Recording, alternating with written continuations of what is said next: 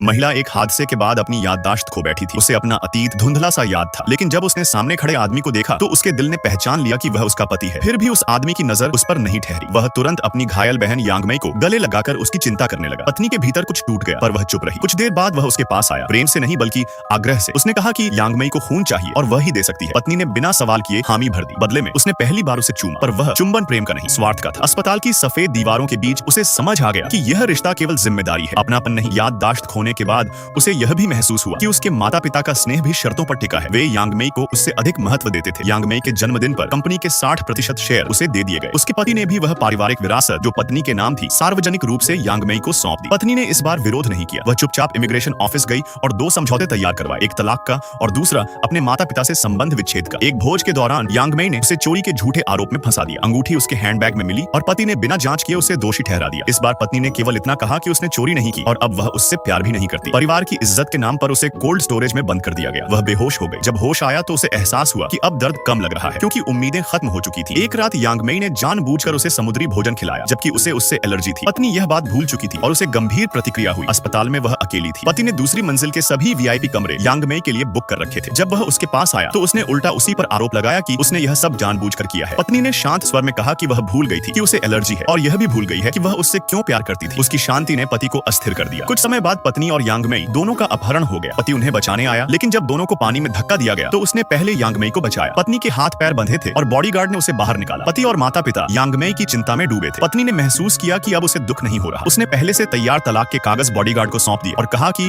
उन्हें उसके पति और माता पिता को दे दे। फिर वह सीधे एयरपोर्ट चली गई और पीछे मुड़कर नहीं देखा। विदेश पहुंचकर उसने नई पहचान के साथ जीवन शुरू किया। कुछ महीनों बाद